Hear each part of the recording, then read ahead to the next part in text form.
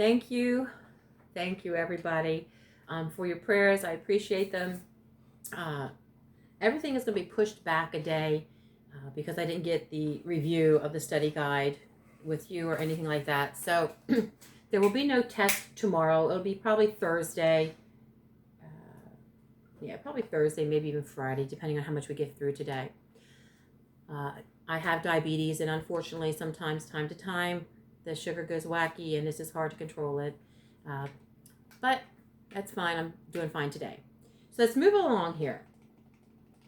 All right, the study guide. The sculptor's funeral. The first thing you're going to we talk about is understanding the writer and her background. That's very critical in understanding a lot of the realism and naturalism work that took place during this time period, especially with Willa Cather. It says to name two aspects of life in Nebraska that gave Willa Cather material for her novels. Well, of course, the land and the rolling hills and all that had something to do with it. But the land and poor people tried to maintain moral and cultural values. That was one of the biggest things. And how did the two main conflicts in the sculptor's funeral reveal that Willa Cather is a realistic writer? Well, one, we see the contrast of bleak frontier with a cultured society. And also we see the contrast between crude, insensitive people and a perspective of a sensitive one. We have to remember, too, during this time period, we don't really know a lot about Miss Cather's life. There's a lot of speculations, but we don't know for fact. But she was definitely did not feel accepted in society. Now, understanding what we've read so far, what we've read in this story. When did you first realize that the men were waiting at the station to pick up a coffin? Well, we should have realized that when the Grand Army man said the word corpse in his conversation. When did Martin Merrick say about his son that showed his grief? What did he say? He said that Harvey was a good and a gentle boy, and no one understood him.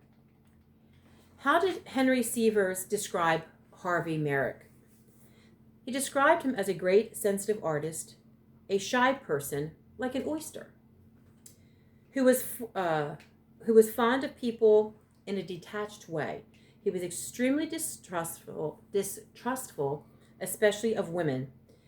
He did believe the best of people, but he disliked strong emotion. As we meet his mother and his sister, we may find out why he didn't have a trust for women. But what were the examples of the townspeople used to show that Harvey didn't fit into their society? He bought 18-year-old mules represented as being 8 years old.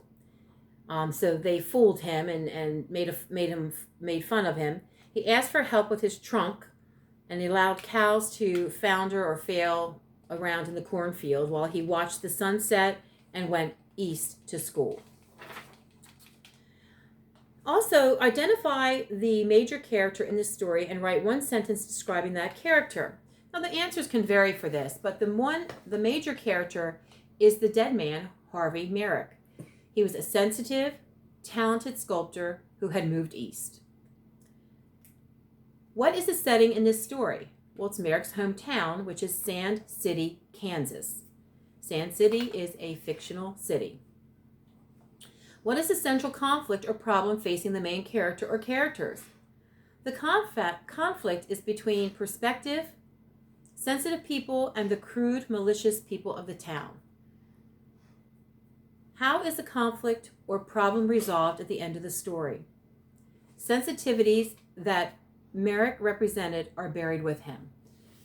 So that is really the end of that, and how his sensitivity was the end of the townspeople there. Now, the sculptor's funeral is set in Kansas. We know that. The story takes place in spring. We know that's not true. Jim Laird has a small black pointed beard. No, we know he's a redhead. Stevens was Harvey Merrick's student. That's true. Merrick's mother is tall. a tall, violent, overbearing woman. We know that's true, and that's one of the reasons why he has a great distrust for women. The father is even more overbearing than the mother, and I'm going to probably go 6 minutes on this to finish this up real quickly. As a child, Harvey Merrick loved beauty. Yes, he always did. We heard how the townspeople would make fun of him because he would look out at the sunset instead of taking care of the cows.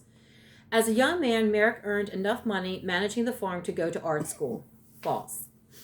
The leading citizens of the town have a high regard for the sculptor. That's definitely not true. Jim Laird was a good friend of Harvey Merrick, and we know that that is true. So, we will take tomorrow. I won't do a video tomorrow because I want you to go over and review all your study guide information. And then we will have the test on Thursday. So study tomorrow, finish your reading, get caught up with everything, and we'll have the test Thursday. Have a great day.